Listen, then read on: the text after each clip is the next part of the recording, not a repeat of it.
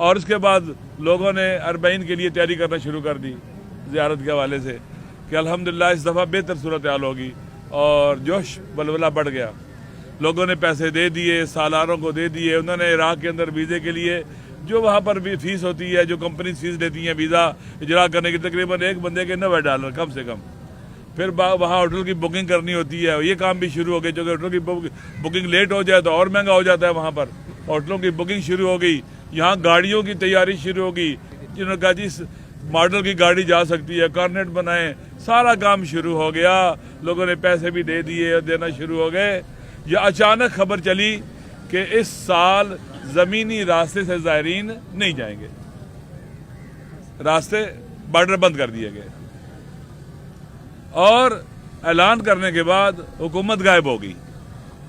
ہم نے بڑی کوشش کی رابطہ کریں، پوچھے بھئی یہ کیا ہو گیا اچانک.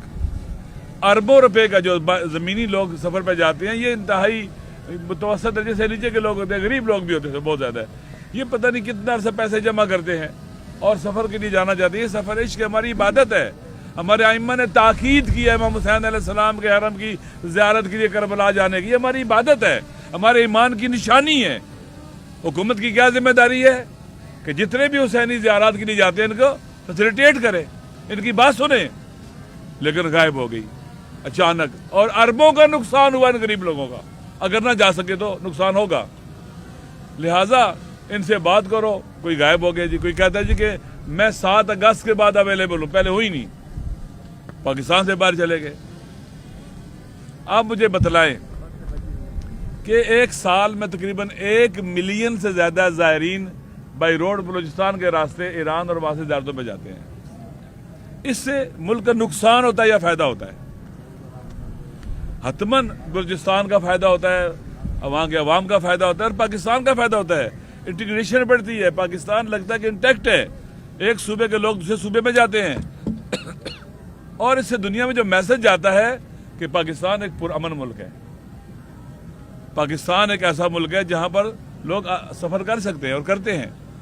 لیکن آپ نے کیا پیغام بھیجا؟ باقی صوبوں کو کاٹ دیا بلوچستان سے، وہاں جا نہیں سکتے. پھر زائرین کو کاٹ دیا. کس وقت؟ جب ہم زیارت کے لیے تیار ہیں جانے کے لیے. کوئی متبادل نہیں دیا. بھئی اس کا وے آؤٹ نکالیں جی. ہم آپ کے لیے سستی فلائٹس چلائیں گے. عام طور پر $250 سے $300 تک ٹکٹ کی عام دنوں میں جو ہے وہ مل جاتی ہے. ٹکٹ آدمی چلا جاتا ہے. وہی ٹکٹ جو عام دنوں میں $200-300 تک آ جاتی ہے، وہ $650-700 تک چلی گی. آپ یہ کرتے کہ جو حکومت ٹیکس لیتی ہے، کہتے ہم ٹیکس نہیں لیں گے، آپ ان زائرین کو بائی ایئر لے جائیں اور فلائٹ چلا دیں. فیریز چلائی جا سکتی ہیں. بائی شپ لوگ پلاننگ کریں نا. آپ کوئی پہلی بار تو نہیں جا رہے ہیں نا، مشکلات تو پیش آتی رہتی ہے تھوڑی بہت. آپ متبادل راستے میں دیتے. کوئی متبادل راستہ نہیں دیا گیا، کوئی ریلیف دینے کی بات نہیں کی گئی. آپ یہ بھی کر سکتے تھے کہ بات کرتے عراق کے اندر بھی ان کے جو ویزے ہیں یہ ان کو ایکسٹینڈ کر دیا جائے زیارت کے. ایران کے ساتھ بات کرتے ویزوں کو ایکسٹینڈ کر دیا جائے، مسئلہ نہیں ہے. 15 دن کا ویزا آپ مہینے کا کر دیں، 2 مہینے کا کر دیں. لیکن دوستو ہوا یہ کہ یہ بین لگانے کے بعد یہ لوگ غائب ہو گئے. کہاں ہے پتہ نہیں ہے. زیارت امام حسین کی جانا یہ ہماری مذہبی عبادت ہے، اور اس کو فیسیلیٹیٹ کرنا حکومت کی ڈیوٹی ہے، اور ہم اس سے پیچھے نہیں ہٹیں گے. ہم جائیں گے. یہ بہانے بنانا کہ راستے بند ہیں. آپ دیکھیں ان کی صورتحال. وہ لوگ جو ابھی رمضان پہنچے ہوئے، جو اسٹوڈنٹ جن کے پاس وہاں کے ریزیڈنٹ ویزے ہیں اور تفتان پہنچے ہوئے، آج 10-12 دن سے وہاں بیٹھے ہوئے، 15 دن سے ان کو نہیں جانے دیا جا رہا، جو وہاں پہنچ گئے ہوئے ہیں. اس کا مطلب یہ ہے کہ آپ کے لیے سیکورٹی مسئلہ نہیں ہے. آپ نے ہمارے لیے کربلا جانے کا جو آسان راستہ تھا، کم خرچے پر ہوتا تھا، وہ راستہ بند کر رہے ہیں آپ ہمارے لیے. وَإِلَّا جو اسٹوڈنٹ وہاں پہنچے ہوئے ہیں اپنی بیوی بچوں کے ساتھ، تفتان بارڈر پر بھی اور رمضان بارڈر پر بھی، انہیں کیوں نہیں جانے دے رہے؟ آپ نے کیوں بارڈر بند کیا ہوا ہے؟ اس بات کی دلیل ہے کہ آپ کسی طرح بھی نہیں چاہتے کہ ہم زمینی راستوں سے زیارت کو جائیں. کل پھر بائیر اتنے مہنگے ہو جائیں گے کوئی جا ہی نہیں سکے گا، بہت کم لوگ جائیں گے. آپ ہمیں اس دینی اور الہی اور فریضے سے اور عبادت سے محروم کرنا چاہتے ہیں. اس لیے ہم نے اعلان کیا ہے کہ ہم یہاں سے جائیں گے.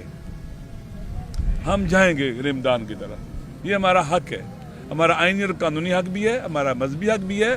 ہم اپنی عبادت کرنا چاہتے ہیں, اب ہمیں کیوں روکنا چاہتے ہیں؟ آپ کی ڈیوٹی ہے فیسیلیٹیٹ کریں.